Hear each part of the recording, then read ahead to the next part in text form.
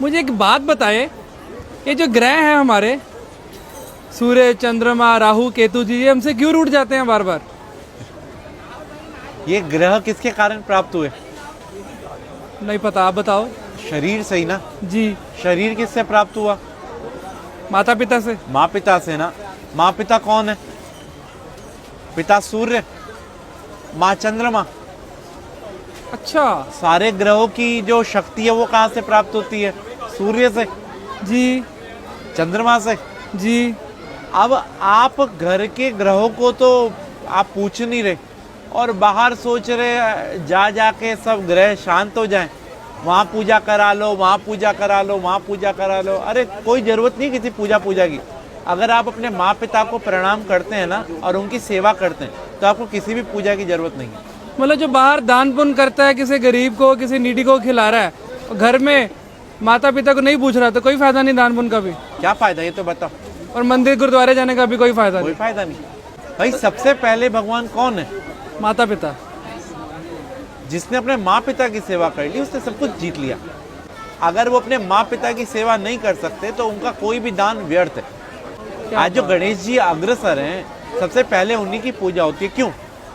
उन्हें ब्रह्मांड के 3 चक्कर की जगह माँ पिता की परिक्रमा कर ली थी। तो हम कैसे खुश कर सकते हैं अगर कोशिश करना चाहे कोई बच्चा? भाई अपने माँ पिता से पूछो उनको कहाँ जाने की इच्छा है। अगर आप कैपेबल हैं तो उनके साथ जाओ, उनको तीर्थ कराओ, उनको अच्छी अच्छी चीज़ें जो उनको पसंद हो वो खिलाओ, उनको उनके पसंद की चीज़ें ला के दो। पिता तो फिर भी एक बार वो कह देगा बेटा ये नहीं, ये ला दे, ये नहीं। माँ को कुछ नहीं चाहिए, माँ को तो ये चाहिए उसका बेटा उसकी सुन ले। हाँ।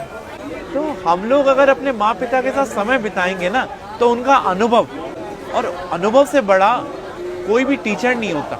और आज के टाइम में यही विपरीत हो रहे हैं सब। सास ससुर को और बहू को प्यार करते हैं, बेचारी माँ जिसने जन्म दिया उसे जयराम जी की कर देते हैं। जिसके कारण सास ससुर और बीवी मिली है, सब मिले, उसको हम भूल रहे हैं। उसको हम भूल रहे हैं। तो यही हमारे असली कर्म है, बस बाकी सब ढोंग है। हमारा तो कर्म ही सिर्फ अपने माँ पिता की सेवा है, अपने माँ पिता और गुरु। प्रातः काल उठकर रघुराई, माँ पितु गुरु चरण नवाई।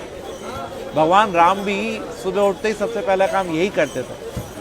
माँ पिता की ही सेवा हर एक मनुष्य ने करी और वो भगवान बना। अरे वाह। और फिर उसको कोई ना तो ग्रह तंग करेंगे और ना ही कोई पितृदोष होगा, और उसके पूर्वज भी खुश, सब कुछ खुश। तो राहु केतु फिर तभी आकर परेशान करते हैं। भाई राहु केतु कौन है? बुध, चंद्रमा, सूर्य, शुक्र कौन है? शनि कौन है?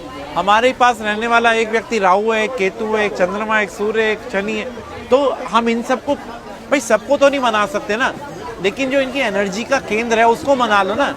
पिता को प्रणाम करने से सूर्य, पिता की सेवा करने से सूर्य, पिता की सेवा करने से हमारे सारे ग्रह शांत हो जाते हैं। आज जो मुस्कान आपके चेहरे पे है उसका कारण कौन है? माता पिता ना। तो वही मुस्कान अगर उनके चेहरे पे आ रही है तो, और कारण आप हो, तो वाह। आपकी वाणी सौम्य होगी तो आपका बुध अच्छा है। आप अगर तेजवान है तो आपका सूर्य अच्छा है। आप अगर सौम्य है तो आपका चंद्रमा अच्छा है। आपकी पत्नी अच्छी मिल गई तो आपका शुक्र अच्छा है। अगर 5-7 गर्लफ्रेंड मिल गई तो और अच्छा है, है? शादी से पहले बाद में नहीं, फिर बुरा है। क्या बात है पंडित जी, आप जिस प्यार से और जिस इतनी आसानी के साथ समझा देते हैं ना, मतलब जो आज के भटके हुए समाज में आप जिस सही डायरेक्शन में डाल रहे हैं ना, मन खुश हो जाता है यहाँ पर आके।